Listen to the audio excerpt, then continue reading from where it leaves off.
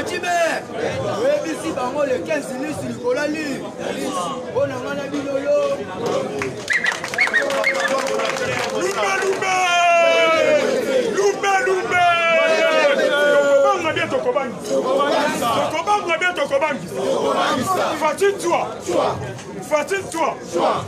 Fatine-toi.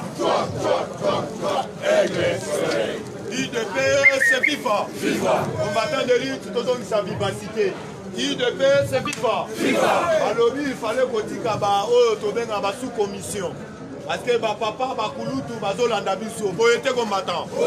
Combattant et combattante, bonjour. Combattant politique, combien elle est? Alors, Baquette, ils sont contents de politique, ils étaient là, Bassinini. Yaya, Nakoye Sabino Boye, Naouchiko dans la même vidéo, Yandeko soi-disant Bokechu. Yango Toye Sabino Somuto Akoti Goloko, Soko Ligo, au rappelé à manquer Moutou, à cause d'un respect Makas. Mais la Nani Bokechu, à l'objet à Talissi Mandou qui n'a rien à deux personnes. Bango même Baouti, Tobengi province mo. Yaya, Bazali na tribalisme ou le tribalisme était. Yaya Limoso, Tobengi Bekomoussi. Yami Balé, Tobengi Fayou. Yaya, Tobengi Kosa la publicité pour la Moutoyo. Soit-disant, Oya contribué à Kabila, Oya travaillé à Kabila. Jamais Tobengi Ko pèse avantage dans Mboka Oyo. Parce que tant que nous sommes dans Libulu, Azalaka député, Azali parmi bateau et fait Bafotaka Balwa dans Mboka Oyo. Est-ce qu'il y a ça le logo pour le fils qui a fait la côté de la Kabila? Les seuls partis où était la Kabila, les alliés les parlementaires debout. Les parlementaires debout. Les parlementaires debout. Toyebi bien na mboka oyo tozali na matanga tozolela oyo tobengaka baba oyo tobengi kingo wakumwa place famille nyonso bafandi na Katanga bisika bazali kolela oyo tobengi notre oyo tobengaka patriarche parmi oyo bato oyo tolobaka les 13 parlementaires oyo bayebi histoire ya mboka oyo bali na droit ya kozongisa longonya na baba kingo wakumwanza. Parce que Azali Mouto a valorisé, oh, Tobengi va valer na kati, oh, Tobengi a province ya Katanga. Vous êtes combattant. Combattant de lutte, dans l'actualité, na biso, vous avez que le lot tokolobela. Par rapport à Makambo, ya bandeko na biso, bazolinga côté le misa, l'esprit à tribalisme, na ba cité. Vous êtes marche, na bango ils sont en plein. Yango tokoye bisa peuple congolais.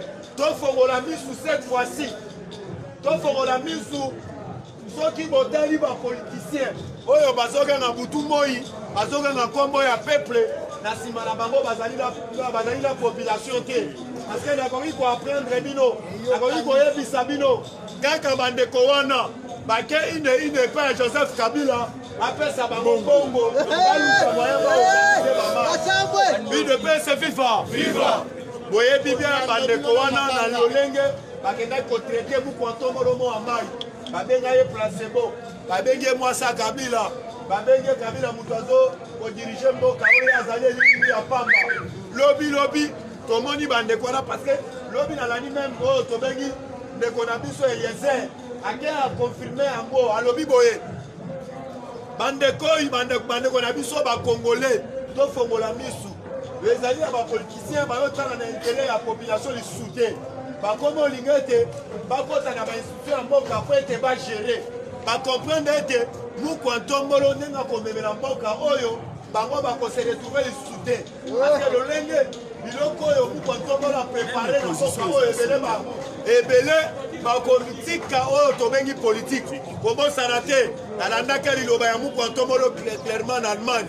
Alors, tant qu'il y a un pouvoir, à décourager, il va commercer dans la scène politique. Vrai ou faux? Et là,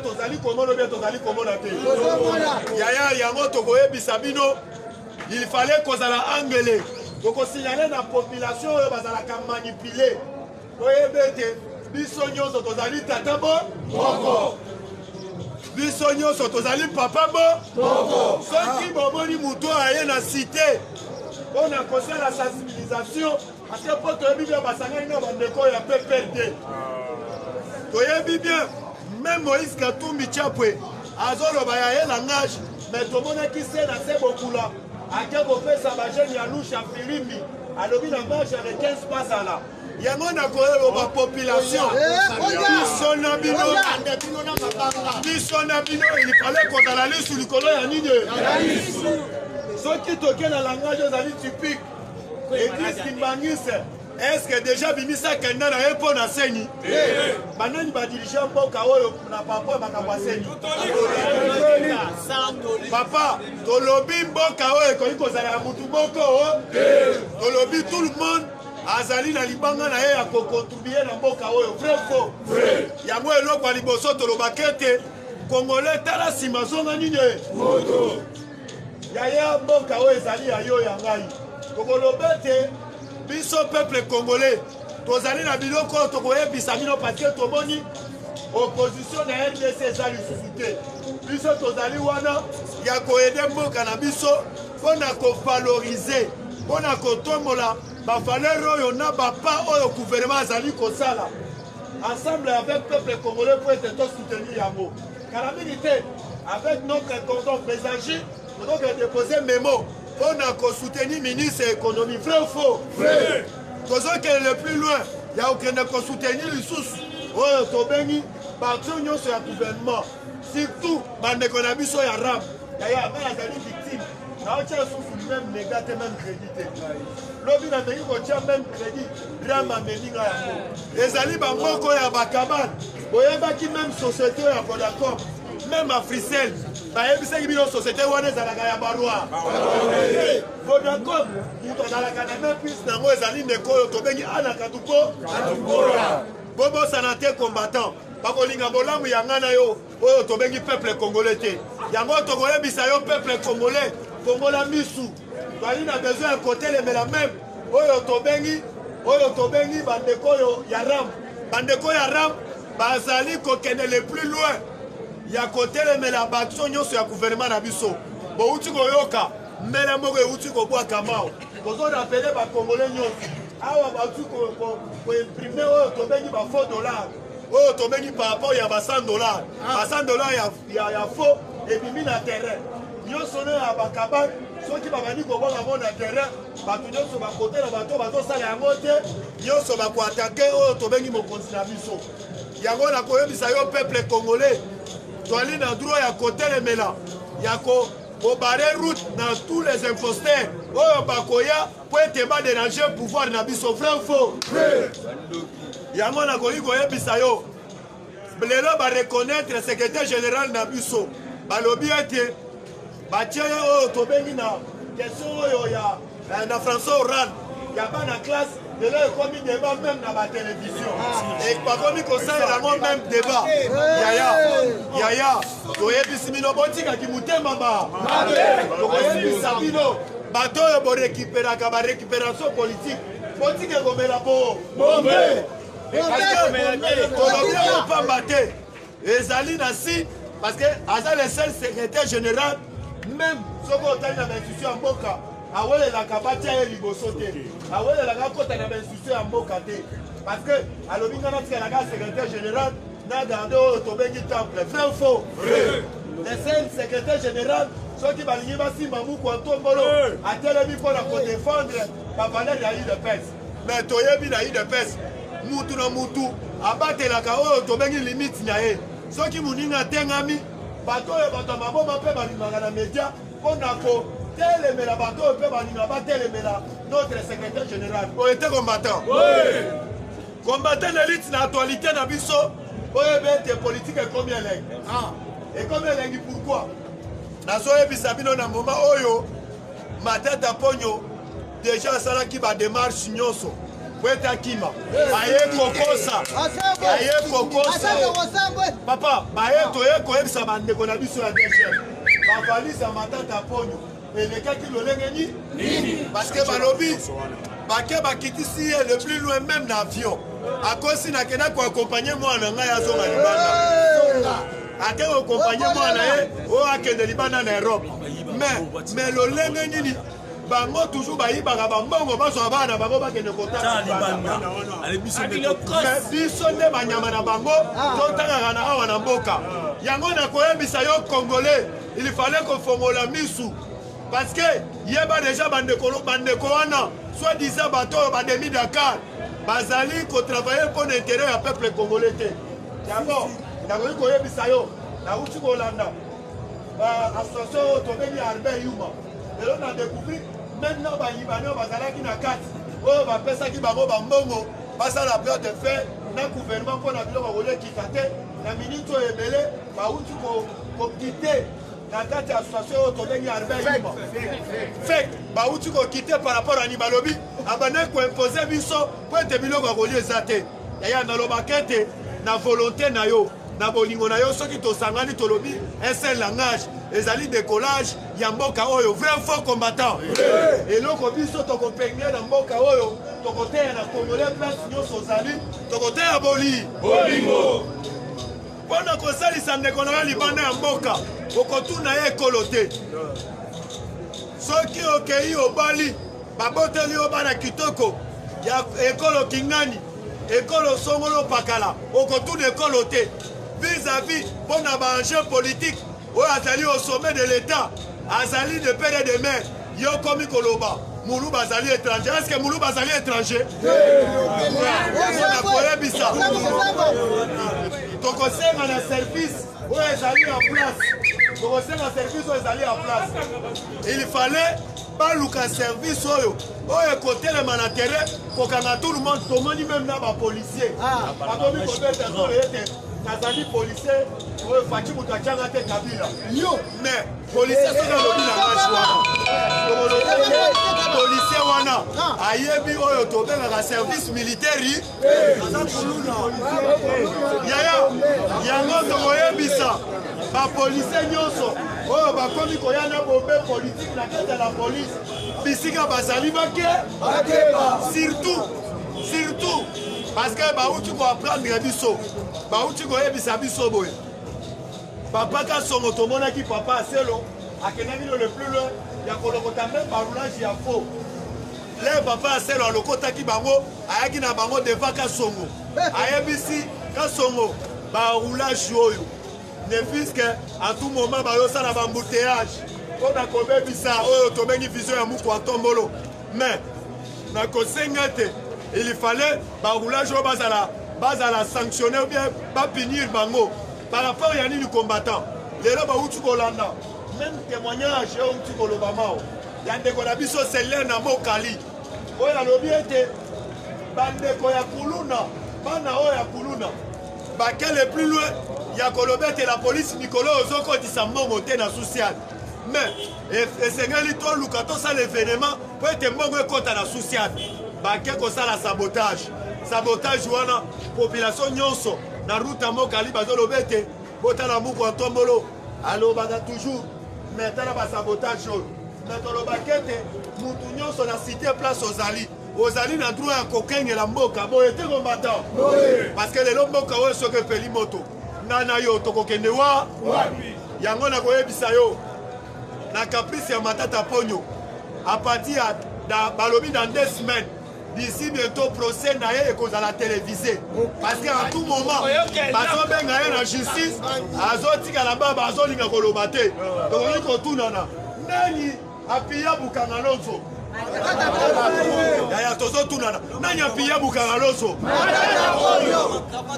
papa nayebi yo azali ye moko te matata ponyo azali oyo tobengi pièce maîtresse oyo abombi basangide nyonso toali na droit peuple congolais ayeba parce que omoni kutu nzete ya mobesu lokola eteni longondo lelo ake na boloko me boni lokola matata polo oyo abombeli biso bapapi tamba abombeli biso babosha abombeli biso bato ebele toali na besoin aleka na justice ezala télévisé peuple congolais ayeba miyibi nyonso ya bukangano UDPS FIFA combattant de lutte eloko tokoyebisa bino bozala prêt bozala mobiliser comme un seul homme parce que buku ya ntombolo azali kopartage même souci na biso apati alobi alongwaki déjà Allemagne asali scan oyo tobengaka na Belgique d'ici le 2 azali na Vatican na Vatican tête à tête na pape oyebisi biso tokangi kofunda mutu te biso tokangi kofunda mutu te boyoki buku atomolo makoloni ezali na Vatican bozoyoka makelele tozotunana bozoyoka makelele ya bavoisin na bino boyebi soit disant bakombaki lokola baprésident na mboka oyo basalaka basorti médiatique ntango bayoki bakei kopesela bango rapport bafandi kimia tolobi bofanda kimia te bino mpe bolobaka biso kuna tozali kaka na denikadi nauti kolanda professeur Mbata combattant na lite alandi professeur Mbata alobi déjà tozwi document oyo ya si confession religieuse na minute oyo si confession religieuse nde tozwi document na bango oyo balobi wana azali na kati ya oyo tobengi PV na bango ye nde moto akozalaka oyo bobengi na kombo ya Kadima yaya biso tozali na droit ya kosoutenir Kadima parce que azali le seul moto oyo awuti une église kimbangisa il ne peut se vivre mpona lelo ngai na futa na fieli mese chinois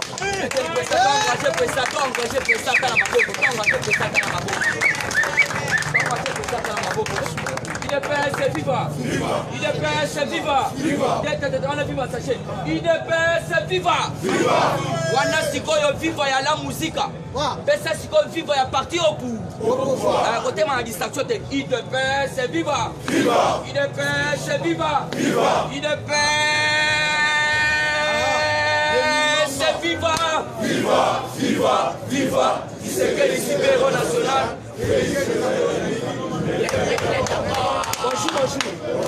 Bonjour les sous-sous. Fatime. Il y a un slogan. Fatime. François Moloube. Moi Maïbe. Fatime. Bukishime. Moi Maïbe.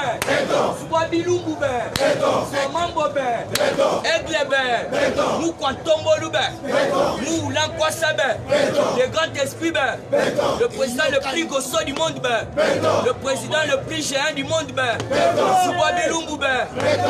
100% sire. Congolais de père et de mère. Les lions de la tribu congolaise.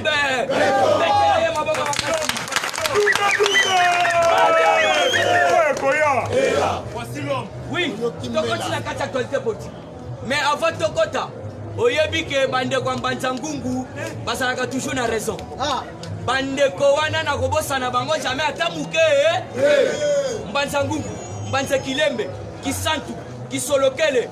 Ndenge bolobaka toujours batulampaka bamona mpe soko yebi batulampaka bamona mpe levate c'est-à-dire qui vit frappe ochetembe omoni ya facilo sako olobi mpona mukotomboli mutu akojoka mula mpona oyo tobengi mwana l'espèce délimité l'homme qui a enseigné la démocratie dans le monde entier osali baventure otoki mula faci ebwe oza très tribal faci ebwe ata oyebi te landa bango mpo baloba bayebi kaka ya losako ebongo ebwenge bayebi te faci ebwe faci jambo faci bonjour faci wetwau oui eza na lolenge kaka tozala donki même morale unité nationale pas de tribalisme okuta tribalisme malgré na bachango bazobomela bato bakare oyo azali ndeko ya président oyo boye ceci cela awa seke beto na betu sangana to soutenir facibe donc c'est-à-dire pas de tribalisme il faut tya deaka na mutu ke biso toza bana ya Congo papa na biso aza polygame azali na basi ebe oye tobundatre biso na banatre na biso ezali voilà mwana mama bambuma so yo okima justice okende wa bolandi atuma tubona avec ses 3 collaborateurs et 2 collaborateurs bafundi bango omoni o matu akimi o ceci cela yo okima UDPS viva landa information Congo central kuna na Congo central na Congo central puisque yo olingaka information ya Kinshasa keba Kinshasa eza bateke na baumbu kobosa na province na ote na Otuwele na Uvira na Gemena na Kabeka Mwanga na Irimu okompanda na Mweka kuna na Likasi na Bandundu na Baikongila na Congo na Maindombe kobosa na te Kinshasa ezali na statut ya capitale. Pour ça va fatiguer. Ah Boroyoka. Moïse Katumbi. Tolobo te. Congo central. Les collaborateurs d'Atouma Toubana Oza. Les collaborateurs d'Atouma Toubana Moumoukoua. Bakangi Bango na Congo central et ils sont acheminés à Kinshasa.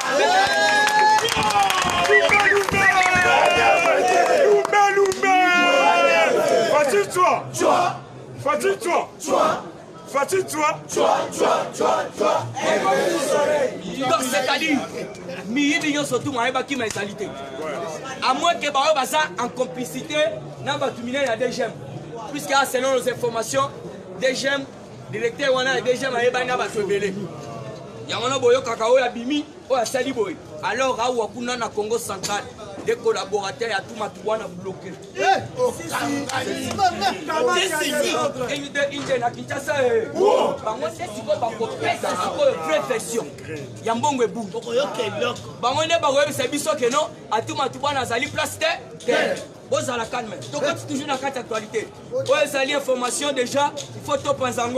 Tous les gouverneurs de province appellent à justifier les montants du budget d'investissement perçus et à démontrer les réalisations faites par le gouvernement central par le biais du VPM, donc ministre de l'Intérieur, voilà. Et de l'intérieur, il y aura les rougissements des yeux et les graissements des dents.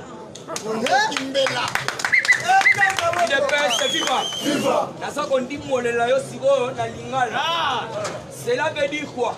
Tous les gouverneurs, Oyo bayi bimbongo baza bami. Na ba baza pena donc ba même ba bengi bango ba ya ko justifier. Budget o bazwaki auprès du VPM. Basali nango nini pe ekeiwa wapi. Cela veut dire atili ba fulu yebe. Atili ko bila yebe. Sandu yangwana. Ubuki yango. Sandu yangwana oyo kitolo botolo bate. Alobi boye. Amona ki ba français ba yaki soki de trois wana. Bazali ba français ku tuté bazali baliba. Bazoli ba magasin à côté. Aye ba kuti sandu ezali donc qui détruit en dehors. Ba kuti sandu komi illinois. Na kutu bazo information de kota kuna komona nde ba français ba sala musa. Musala. Tous les gouverneurs, y compris, puisque quelques gouverneurs sont déjà bloqués ici. Quelques gouverneurs bloqués à Kinshasa. Quelques gouverneurs sont bloqués à toujours dans l'actualité politique, les procès. Yoka, les procès en audience à l'auditorat militaire. Il y a policier, il y a Bomaki, chef naé, colonel Polidor, Kassongo. En tout cas, vraiment, Ezali Soni. Lobby n'a participé à un procès, mais Mouto a bomi. A lobby que tu as bomi quitté, tu as bomi, bazali ba ouais. Tu as babi monsieur. Yebi sabi sonan. Ba ouais wana na yo. Nani a yebi komanye arme o ya aka sori dans la tête. C'est et puis ouvert. Matusa donc il polele. Au saïba vanti aux imou manazo. Ya wana colonel Polidor ala dikao. Yamana na ebisaka bino soki bazopesa bango kaka ba oto bengi balle métallique boza bango rebelle. Un policier ne peut pas voir ma balle métallique. Il faut avoir ba caoutchouc. Mais comment ça fait dire bazopesa policier puisque policier il faut boyeba. Un policier il faut à sa sécurité, il y a population na biloko na. Mais comment ça fait dire policier il y a Congo ba commis sikoyo. Donc il faut tracasser le peuple congolais. Extorsion sur extorsion. Donc si on coupe Tanina Bango, il y a déjà place à Moko Kacho. Chombo. Assurance c'est ça. Voilà. Comment ça peut dire que ça casse du corps? Tu fais une kataka. Bon, papa Polidor a bouffé Libanda. Pas mon gars, ça n'a qu'à tirer tout Gaza aussi. Ok, il fallait qu'il y ait un dossier à bateau. Il fallait qu'il va libérer Bango.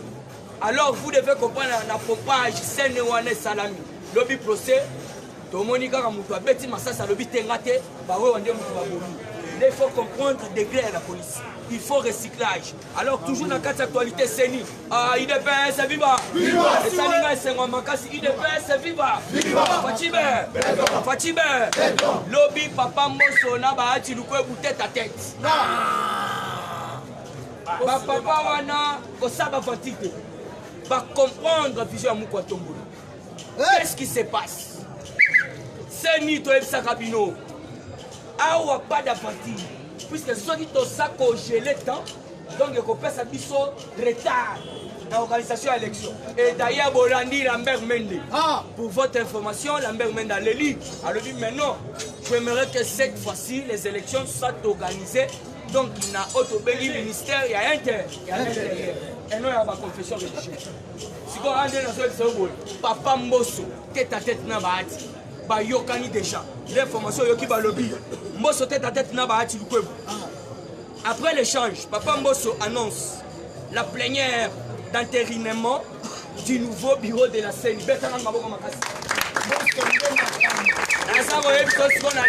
C'est-à-dire Mbosso n'a pas dit lobby tête à tête. Dis-moi, Maï, ça, l'élection peut pas problème. Alors, si tu as convoqué plénière, vous allez attendre la semaine, pas député, pas sénateur, pas fandi. Alors, à bureau Yango, où est-ce que Seni, dirigé par papa de Nikadi. Kadi maman kui.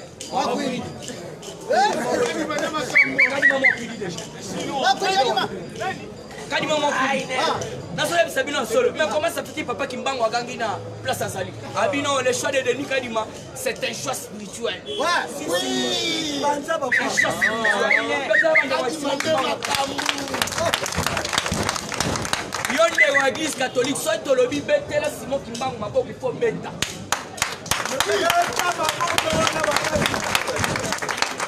Bino boyaka wa des fois lukutana lukuta. Onga terre Apollinaire Maluma Asawa Onga oto bengi ngoimulu Zokanda zalaki ngoimulu Muluishi c'est-à-dire ngoyenemi Mulunda c'est un chilouba, cela veut dire ami. Alors vous devez comprendre, dans Zalaki ngoyamite, Azalaki ngoyene de là ça va bien aller dans le ministère des armes. Naba oto bengi bakata katanga. Vous fantomola tala lobi non. Vous ne pouvez pas jouer avec la population. 1800 gardes républicaines à Lubumbashi. Vous avez les sous katang. Au Saliba Fatim Mananzo, on Lubumbashi. Alors toujours dans la actualité IGF. L'équipe de l'IGF a fait sa descente à la G-Camine. Voilà, j'ai la langue, t'as pas beaucoup de et ça la part le plus attendu. Depuis de Morati du Congo. J'ai caminé Goliath, ça depuis de Morati du Congo, mon pipa. Mais ceux qui ont dit tout c'est pardonné. Aïe, Bafani va commis pour exploiter. Moutuloko la Moïse Katou. Il faut n'attaquer des Mamoko. Puisque la Saïda Mouka Tombolo, tu vas dire déjà campagne ailleurs. Moïse Abanda qui fait déjà campagne ailleurs.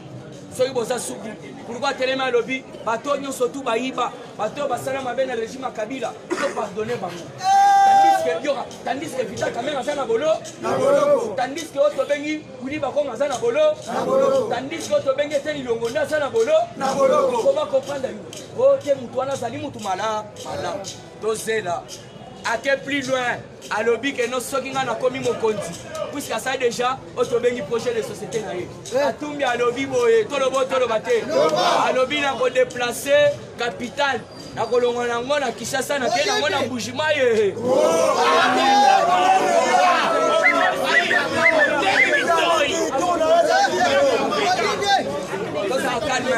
calme à lobby siko après ça. Après mon deuxième mandat, Sikoyo, na longo yango na Kasai Oriental, na kenango Sikoyo na Équateur. Tokozongi saye matoi na sima. Moïse a yebisa biso anga soki na komi gouverneur ya Katanga, Lubumbashi kokoma lokola Johannesburg. Mais lelo Johannesburg ça.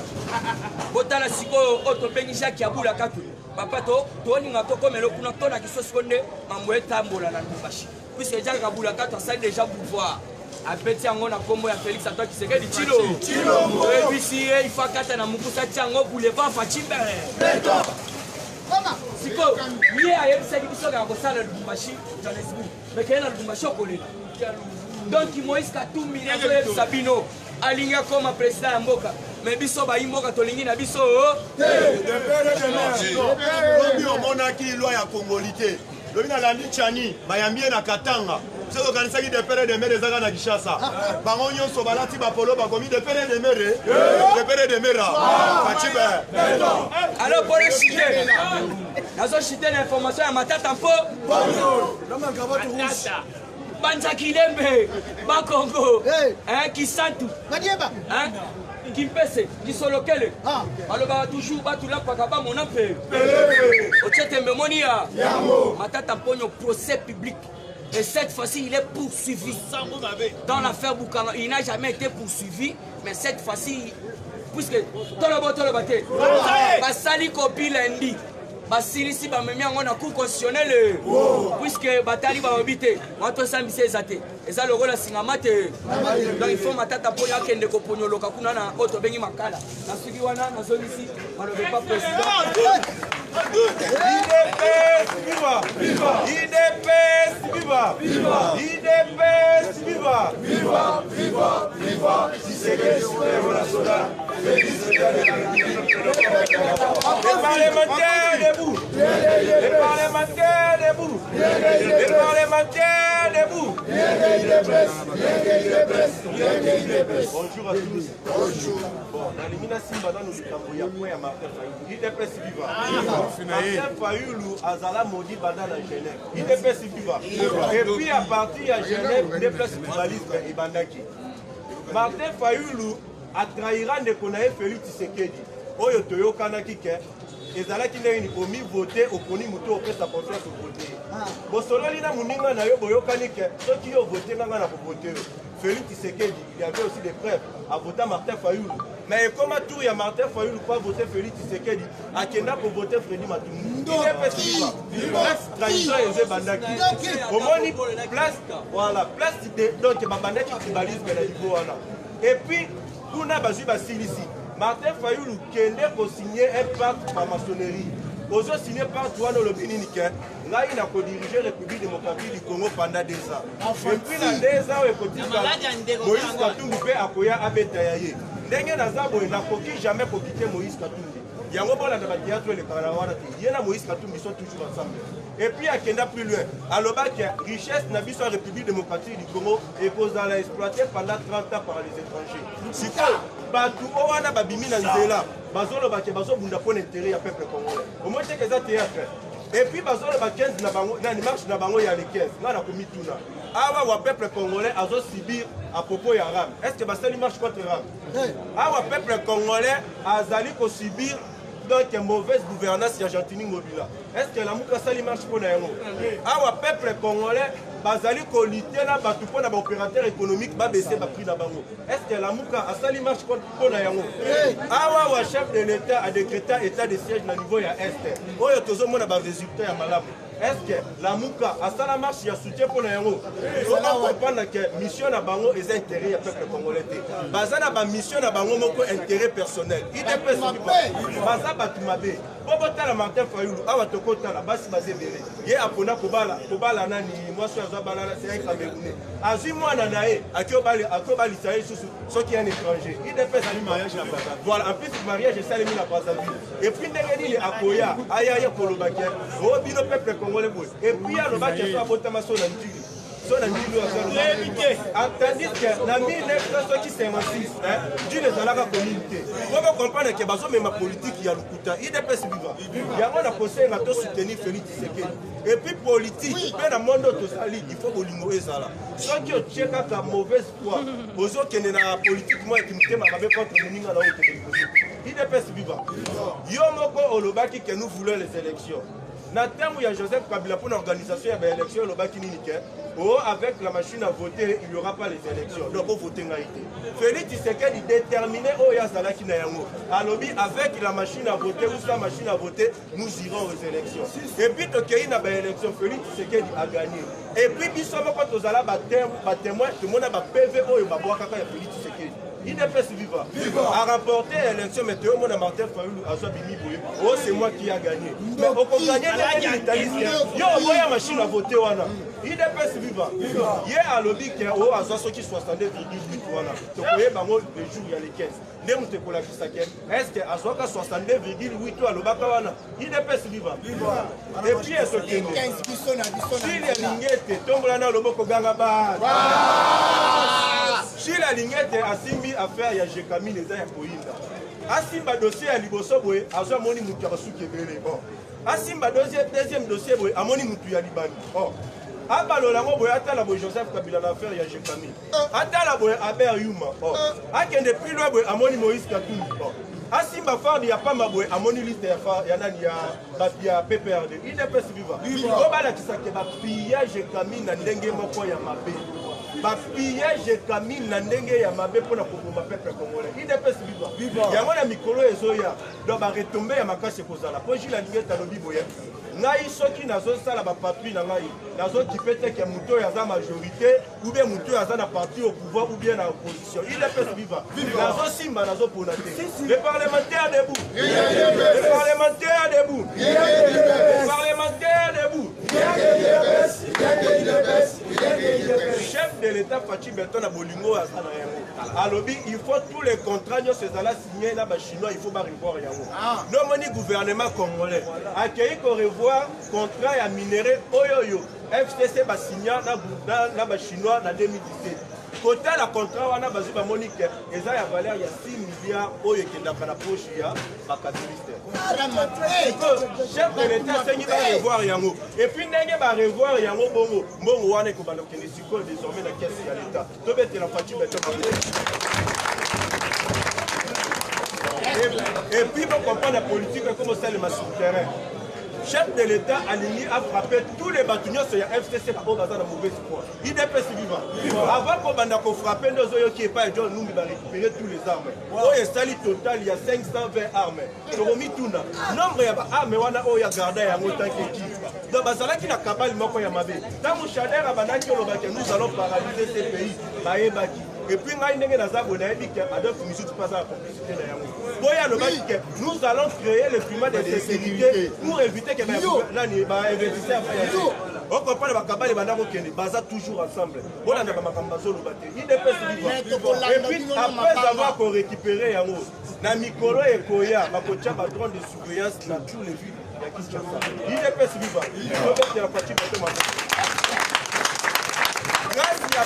y a un droit de surveillance pour permettre que la position, il y a un moro ronyoso. Il est pas vivant. Et puis, na niveau ya Ituri, il y a ADF bazalaki na ba localité belé, ba village belé. Na minute na zolo babino na Ituri, ADF ba komi ko occuper 3 villages où ezalaki abandonnés par la population. Et puis la 3 villages baza occupé wana bientôt la part de saison récupérer yango. Ne bokoyoka annonce pour ça les maquins na Ituri neza boye ba ADF baza lisusu. IDPS vivant. Et puis tozitoki na niveau ya Nord Kivu. Plusieurs rebelles balobi qui ont commis prêt à déposer dans les nous senga kaka que nos FARDC a accueillir biso baluka soki ba ko intégrer biso ba intégrer biso na totiki guerre na niveau ya IDPS vivant. Mais là c'est que na négociation ba solo laka. Pona bango baya po balobi que to komi prêt basali annonce. Mais pona baya il faut binoper pour passer bango message moi ya malamu ko écouter ko atili bango. IDPS vivant. Et puis attention le pays na état de siège. Et ça na major moko kombo na ye Yangi Feli Noël. Major wana aza déserteur ya FARDC. Akima et puis yene mutazalaki en terre na le 27 na mois d'août oyoyo. Donc atindaki ba rebelle basu ba kotaki ko écrire ki loi ya no de FARDC. IDPS. Et puis colonel déserteur wana na minito na zolo babwe. FARDC ba omi balé basu ba kufa ki ba betaki ye mombe ya makolo kala. Quand basu ba attaquer bo ba récupérer IDPS vivant. La minute où azana maboko ya no FARDC to beti na bango. Et puis tozito ke ndenge za bo bato ba yiba mbongo ya l'état. Et puis la bateau et bateau linga ba kene la procédure ya koyiba. Moyen ba yiba lisusu ezate. IDPS vivant. Ba ba yiba ki mbongo ya l'état ba kozolisa yango. Po États-Unis d'Amérique azima kamuna maboko. Annonce ya États-Unis azo sali boye. les États-Unis d'Amérique va assister à la RDC pour lutter contre la corruption, le blanchissement et puis des capitaux. Et les réformes fiscales, IDPS Viva. Donc les États-Unis assistent à la RDC pour lutter contre la corruption, le blanchissement des capitaux et les réformes fiscales. IDPS Viva. Là, c'est ma Katani Yangola. Moyen de représentation sur le et puis, aussi, Tokei, il y a Gilles Alignété. Dans 2021, grâce à Fatou Beton, na encouragement Gilles Alignété. Depuis 2021, l'État congolais a collecté 500 millions de dollars dans les recettes grâce à Fatou Beton et Gilles Alignété. 500 millions et je continue à recette à l'État. Tandis que Bambongo wana République démocratique du Congo banaki se perdre yango banaki na bakoshi ya bana. Yango zomo Bambongo kilo kota na caisse ya l'État et puis bokoyoka budget o biso to kokala na yango bokozala un budget historique. IDPS Viva. Parce que le chef de l'État la kisi Bolimo ya malamu. Gilles Alignété pe aye pas ça la vision du chef de l'État à la kisi pe Bolimo ya malamu. IDPS Viva. Et puis Gilles Alignété alobi boya bino batuzo yiba bozala bozala parti au pouvoir. Vous à la opposition. Quelle que soit la majorité, on pose à la Nayango. Oyo akoyiba ngana kokipete. IDPS Viva. Force nangai eza bolingo pe détermination au chef de l'État na concession à Zapesinai. Yango na kosala musala na ba lolenge senge. Si. Et puis tozi tokei IDPS Viva. Chef de l'État nenga lobaki ke la kosala na yo. Peuple congolais, comme un millionnaire, un millionnaire, la Kobimakati Nabino, IDPS Viva. Bon, quand tu es dit qu'on a facilité les étrangers. Les étrangers, comme un millionnaire, un milliardaire. Il y a un moment qui a ressenti qu'un Congolais qui a payé étranger. On est la zone mais Bino Boyo Lukanini, tandis que nous sommes et puis, ce qui va comme la seule Congolais, ils ont facilité étranger par rapport à moi. IDPS Viva. IDPS Viva. Donc, on va faciliter étranger par rapport à moi. Il y a un aussi le gouvernement ya Sama Lukonde a outi kosala annonce à l'Obibo. Félix Tshisekedi veut créer les milliardaires de père et de mère. IDPS Viva. Sama Lukonde annonce la mise en place du fonds spécial pour la promotion et l'entrepreneuriat et l'emploi de la jeunesse congolaise. Comment il va promettre les réaliser? Mais bon, on a des politiciens qui ont mis à Mikolo. Parce que Fatou Beton politique, ils ont passé dans la maquilla à Balouba. Ils ont dans la maquilla à Balouba. Ils ont formation, ils ont papa et Tchel Tshisekedi. Ils ont un Nzambe à Tchel Likolo. Il y a un Tozo Kabazolo Bakio, Joseph Kabila Sen. Il y a un Tozo Kassou Moïse Katou Bazole Kaboué pour la flatter Balou Bazole Baboué. La Colongo, la capitale, la Kocha, on a Moi, je suis les apports. Le chef de l'État, la politique, il y a Madame. Et puis, on a posé la présidente, c'est un parlementaire debout, il faut bolivrer. Parce qu'il ne faut pas te marcher. La nègre est toujours bolivrer. Oui, on a un longuité. Il y a un seul que d'autres ont senti Augustin Kabouya, dans la zone tous les présidents parlementaires de Boazolo Banini, bolivrer. Chef de l'État communiqué, ça peut s'appeler que bolivrer. Bon, la minute où nous avons bolivrer, oui, la première guerre d'esprit, IDPS Viva. On a beaucoup de chefs de l'État. On est biso, IDPS doit attaquer à divers. Comme il faut biso.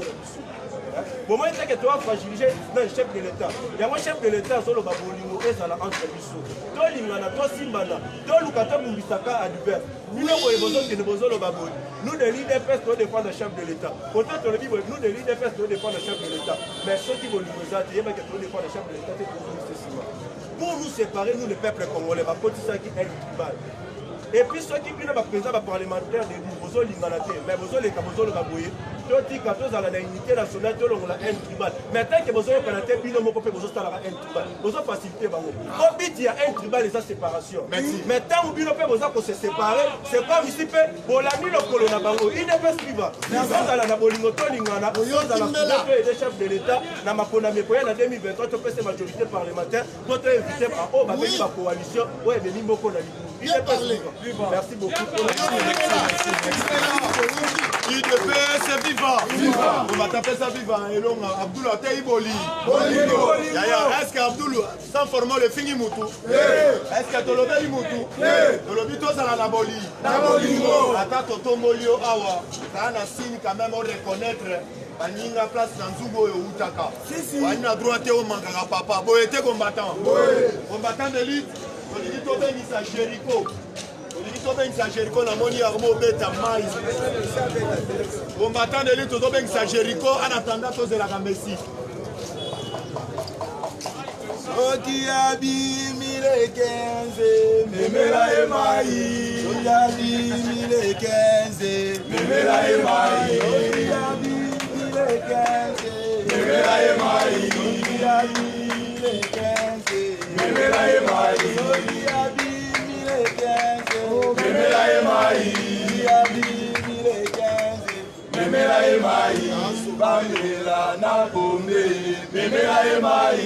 Bamela na bombe, memela emai. Oti babi 1015, memela emai. Oti abi 1015, memela emai. Papa Mobi 1015, memela emai. Malijabi 1015, memela emai. Oizobi 1015, memela emai. Oti babi 1015, memela emai. Bomela na bombe, memela emai. Bomela na bombe, memela emai. Biso tonoki mabanda memela biso ba gaz na mitu. Meli gaz na biso tata epesa biso kanda makasi yango totakaka bilamba. Biso siko tolinga bolanda o biso tosalaka. Kabino bobima biso tobimela bino kama mai okitsango kimbela lobi facha tambola kama male fachi tambola kama lembe yoko koma tambola kama lembe yoko ale fachi tambola kama lembe yoko koma tambola kama lembe yoko koma tambola kama lembe Ambola kamale mbele yoko Ambola kamale mbele yoko Ambola kamale mbele yoko Yoko tuna kabango mokonda Bongo kombo nenamiye Kombo le fachire Yoko tuna kashole mokonda Bongo kombo nenamiye Kombo le fachire Kombo na yo fachire Kombo na yo yamwe pantaki Geneve Kombo na yo yamwe mukaki changu Kombo na yo yamwe komisa fayulu danser Afrika longate Afrika longate Afrika longate Akabango mokonda Kombo nina miye Kombo le fachire Kombo na yo fachire Kombo na yo yamwe panzaki Geneve Kombo na yo yamwe bukaki changu Kombo na yo yamwe komisa fayulu kasep Afrika longate Afrika longate Afrika longate Bazinde makambo Bazinde makambo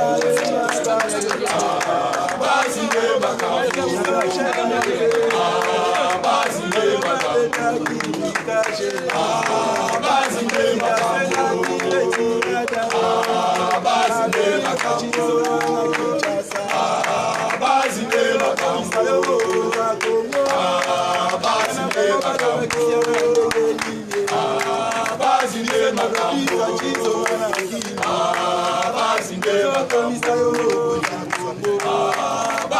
makambo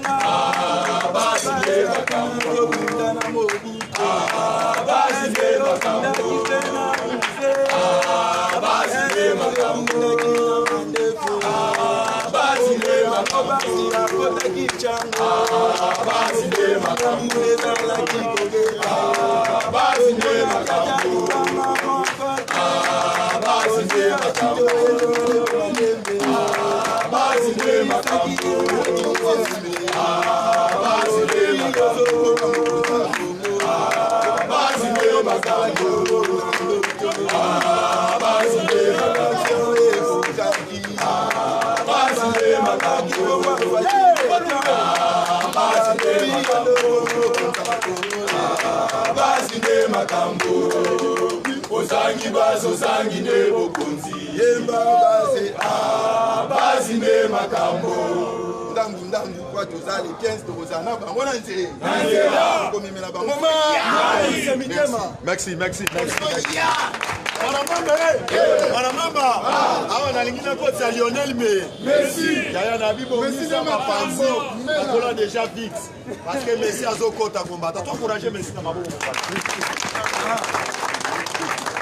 IDPS viva! Viva! IDPS viva! Viva! Nayebisi yo kombata mambu masobele. Tangu bazokundisa biso nzamba faki azokundela biso. IDPS viva! Viva! Alors kobosa na le président Félix Tshisekedi aza le seul président oyo banda koti na pouvoir na église bakomi kozwa 15 minutes pona kobondela. IDPS viva! Viva! Pona kosenga na nzambe abatela.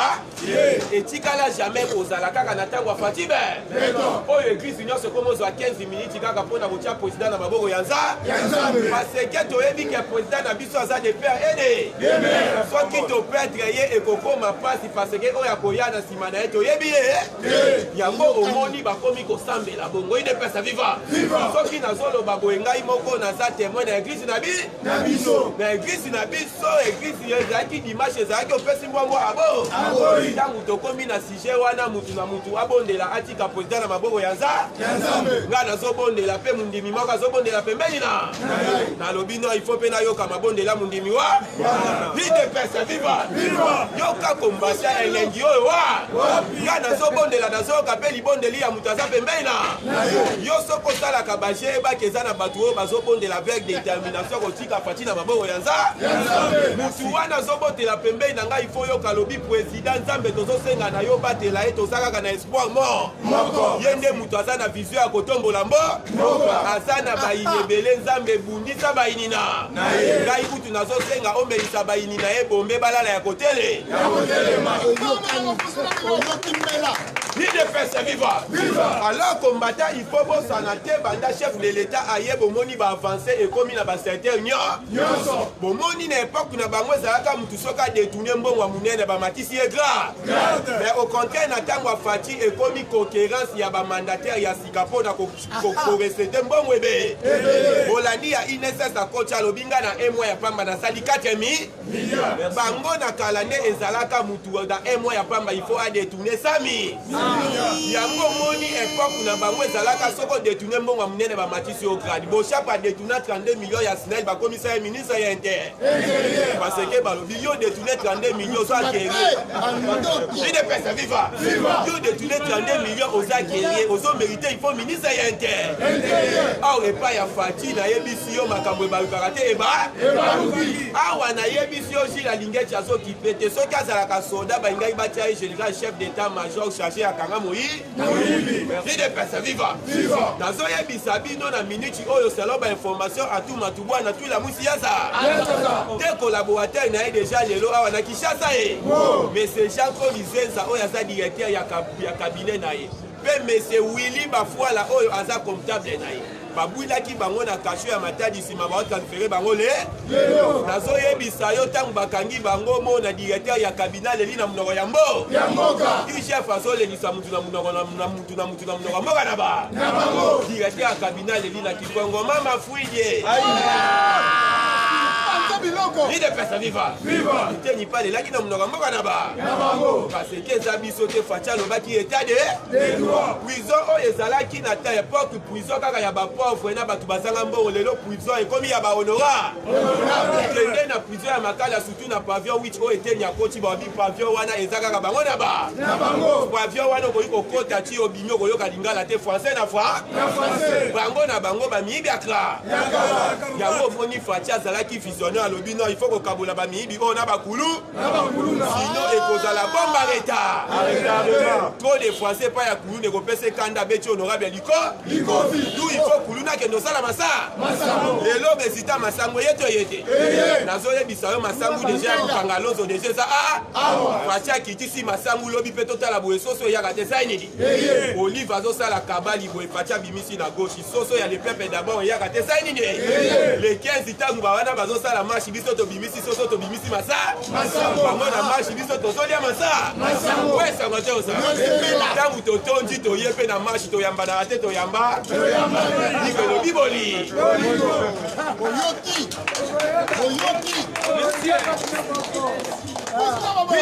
viva combattant zala na yo kimia parce que président déjà ntango azalaka na kinkola alobaka bien et pas bapêcher j'ai déjà trouvé la clé pour résoudre les problèmes alimentaires des peuples congolais clé déjà fongola fati aki kokuta libumu ya bapeple congolais batia yango bachinois na basinga na kumba ya munene kumba wana moto atiaka yango ye moko imande mais fati aye kaka na clé afongola ata sali nazoyebisa yo babiloko fati akotisi biso eza pamba te grâce à Fati tokoti na IICO eza communauté des états d'Afrique de l'Est grâce à Fati asali relation na micho tokoti na combat Afrique po eza relation Allemagne Afrique grâce à Fati na minicho toza na Goa relation États-Unis na RD bolandi ba sénateur américain o ba ye de pesa viva balobi ba ko communiquer relation entre États-Unis na RD ba komisango lisusu maka mais Nicolas Kazadia solo lilobi na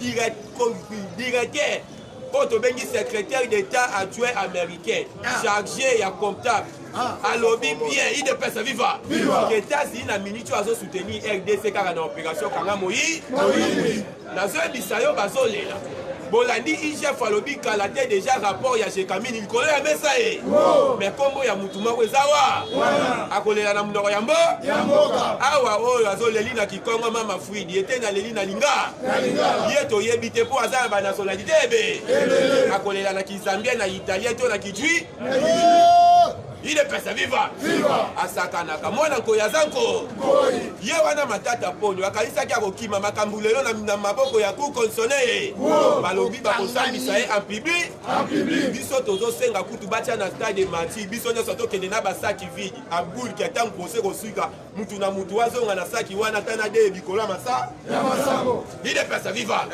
parce que yende a détourné masangu ya pepe ko combattant zala na yo kimia na miniti oyo Bible constate tu eloba que c'est la justice qui élève ina ata bazoganga na munoko bweme na mutema bazondi mafa bazopola be bazondi mate ide pesa viva soli ya koloba mais 2023 bazana mutu a voter te bolanda bango te ba voter ka parti be awa pe déjà bolandi mboso lobi alobi kalate awa na quelques jours awa enterrement ya kadimae wana bako enterrement ide pesa viva baluka ki bacha audience c'est pas chef de l'État ezalaki mutambu Fati visionnaire abina koyamba bino bopo boloba ke senyi eza indépendant eta makambo asenyi président ake koyamba ba ide pesa viva Fati visionnaire ide pesa viva akoyamba bino te biso moko na tokotisaki audience est-ce que yambi biso ide pesa viva biso kutu bananda bayambi biso te boko bayamba bino botuna ngu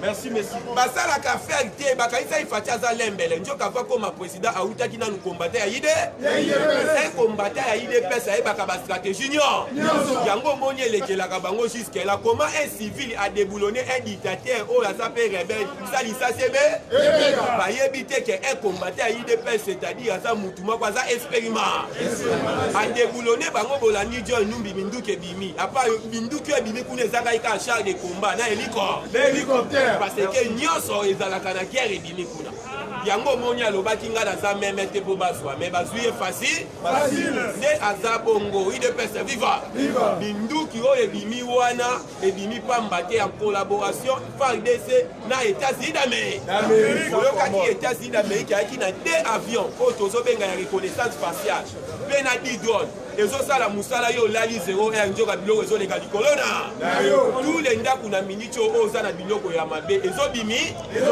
yango bolandi gouverneur alobi yango te alobi yango te Gentili Ngobila alobi badrone ekobanda otambola badrone wana soki oza na munduku yango oyo mibimi parce que selon bainformation et baexpert wana bayaki wana balobi bayaka 3 mois avant descente ya président ya États-Unis d'Amérique alors toyebi te information oyo ezoya président ya États-Unis d'Amérique d'ici décembre oyoka pe ba Donald Trump na RDC parce que Joe Biden il est presque vivant Joe Biden na RDC parce que espère wana balobi bango bazaka équipe d'avance baye na ba instrument wana pona ko détecter biloko nyonso eza ya il est presque vivant selon l'aide des sénateurs peut déjà a flashé yango na lobi kala te bokoyoka kaka bombi le wana litoi que président ya États-Unis na RDC Andy Olson oyo aza l'aide des sénateurs aye déjà flashé Kalate makambo gito combattant yo kobanga na yo te na biso yo pouvoir weza ya biso biso to sali 37 ans na opposition na lobi ba kobangisa biso te tokoba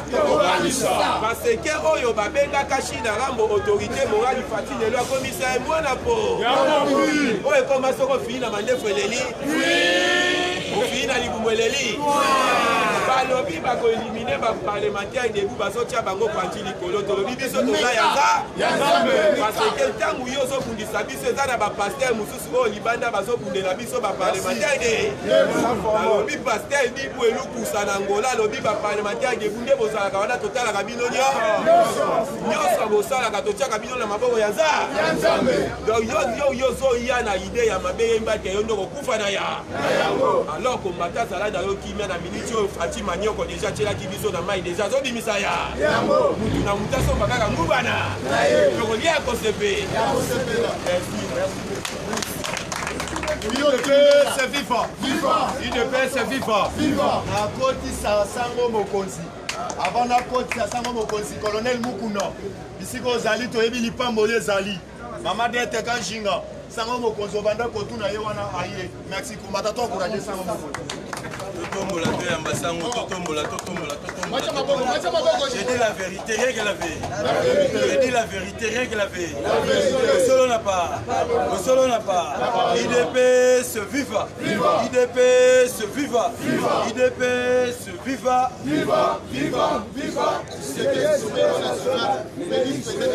Sokaze chef de l'État tometa makoro.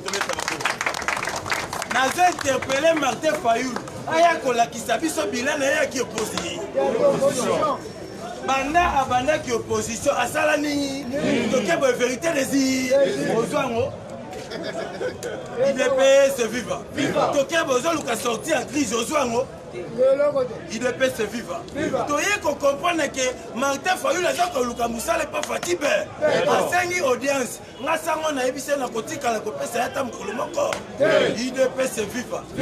Les lots de comprendre, Moutou a Simbi Bexo, n'a menté Zali fatigué. N'a pas dit que Minduki et Kobi Mananda, général de nous. Fayoul a le bakiboy. Ce qui n'a continué comme président, n'a constat la caca, ba ministre de Bengi des semaines n'a pas malakangi Joseph Ka. Ce qui ont mis Kakabongo Congo, ils ont appelé la mort, IDP se viva. Yango na ebisa ba jeune balala ka bazolo tanoto ke o tene na sawa na loti ndoto Kabila zonga IDP se viva. Ils ont ndoto moko ya ma. C'est qu'avant là, le Sambela qui était dans notre maladie. La malédiction. IDP, c'est vivant. Mais Keba, et Zala qui plan préparé. Kabila a yébarike, a récupéré pour le discours Kabila Lobaki. Na kei mais à bientôt na kozo. Mais Fatia yoka biloko wana, a keka na ndako papa na bango na couloir administrateur sanini. Ataka mukanda, abi muto Lobaki kozo ngapona déboulonner na sala ni. 80 généraux de Ebisabino Batika Baron à Lubumbashi. Président Félix Abaki, Boza sans fonction, Bokita na Kita, Bokita Bakiti Ambalamoko, na minute dans le Babakei retraité. IDP se viva. Congo Zeba, Congolais Kotika la Bako. Nous a l'issue, deuxième présence, il y a des descente, il y a des militaires américains. Baouti afghan mais de ces années Kabila kene ko solo là na ba pays o ya barabe ba ya basa la rébellion et loko o basala ka Aribiarimana et pas Paul Kagame siko ba tonga o moni baouti afghan na baye bakiti na Uganda bakiti na Rwanda bakiti na Burundi bali ba envahir est Rwanda siko ba américain ba lobi boy soki totiki Lobby nango, tokoya ko perdre eloko tozoluka. Il faut tout ça la descente na République démocratique du Congo. Kita bakiti awa. Lobby gouvernement chinois bagangaki. Oh tosengi na mutu nyonso oh aye ko exploiter na sous-sol congolais à respecter ba minerai ba cuivre. Siko bino bozolo babongo. Tango travailler na Kabila bolo baki bongo te pona ni. C'est que bazalaki na ba secret na ba. Société oh babengi Chino Congo. Na uti kolanda ngwa. Société Chino-Congo ya ba chinois o exploiter ba cuivre ba uranium ba minerai na est ba outi ko sanctionner ngo et puis ba signer contrat banda 2008 tisiko ministre o outi ko sala banquette na IGF nazo chité a Hollanda a outi ko sala banquette a biwe ba détourner plusieurs milliards de milliards na sous-sol congolais. Il faut pas qu'on s'en la République démocratique du Congo. C'est pour cela que le président, les Chinois va venir pas qu'ils sa contrainte na Chine, na Joseph Kabila. Mais les Américains va dire avant aucune Chine, il faut les canons en États-Unis là. Moïse Katoum a continué lobby et les kaki a tini be misère na ye ba kei lisusu ko sala lobby na administration ya ndeko na biso Obama po Obama ata fia na John Biden po baza parti moko on a ba meza bilo ke bibisiko pourquoi moni ba meke ba tindi ba Sénat na bango ba ya président c'est Sénat américain il peut se vivre quand il va être kanguba il peut se vivre. Congolais va Congolais gotika la bako. Mais présence na bango kuna John Biden à lobby na 2023 toza na candidat mususu te candidat za Fatibe. Yoka posa Moïse Katumbi. To sengi balongo la candidat seni o bate wana na komba kadi. Biso beto lobby soki balongo lese ke to violer constitution ya mbo. Donc lobby faut que nele. Bango be ba kenene élection ba voter Denis Kadi. Il peut se vivre. La cité en Hollande. Ndeko na biso abeshole na minute toloba ba diaspora ya monde mobimba basangana il n'est pas papé ba ebisi pape boy tolingi susu shole te azana tete ya senko il peut se vivre so papa ebisi bango boy na kolakisa bato o baza kuna église catholique mutabimaki cardinal liboso zali Fatibe po papier moko komona monaka Fatibe fana na kitina yoka ba conseiller pape dame so papa comme mukolo to ebise makambo azosala zobosa pape ozobosa papa bi na bosanité nazosala ngo na propre conscience na mbamoko batindeli abeshole mukane papa IDP se vivre babi ndenge ozala na soko respecté te il faut quitter na tête ya Senko basuspendre ye na tête ya Senko tobetana maboko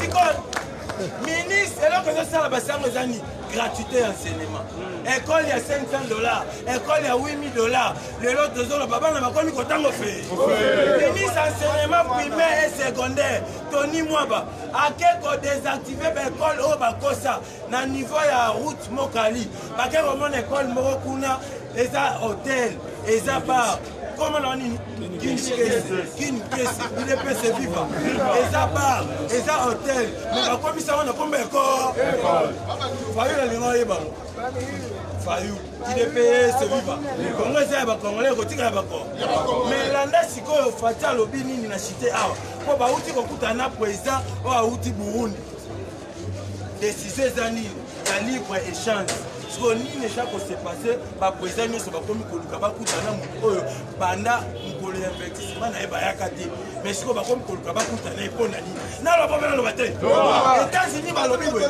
tous les frontières ya RDC ba lien na bango nyonso faut bazala ko collaborer na ba américain parce qu'il faut ba changer ba président nyonso o bazana o banda ko collaborer na ba américain c'est pour cela moni président liboso abimi na Zambie az opposant toyoka Martin Fayulu o te féliciter élection oyo esalami na Zambie opposant bimi mais yoka discours ya opposant na féliciter état de droit eza na République démocratique du Congo. Merci tout le monde baobalandaka biso na etando ike bambote kolo zamba pambola yo bamadekakakinga le commandant bulabula abosfa isika bozali tikete kolo nzamba pambola bino bamama nyonso oyo basablandaka biso na Europe tikete kolo nzamba pambola bino bobanda kodeklare mpo na numero plus 243 85 30 10 45 na suka. Merci. napesi mbote na bakombata nyonso bana mboka de père et de mère oyo balandaka mpasi ya oyo tobengi ya sans formole oyebi bamama balela parlement de bouffort alors toza na bino tozosoutenir bino mpe il faut bosoutenir base na bino sans oublier napesi mbote na mama Monique Bisenga na États-Unis d'Amérique mama SPK wana Allemagne mais baza vraiment ebele nzambe abatela bino numéro plus 243 82 73 538 plus 243 82 73 538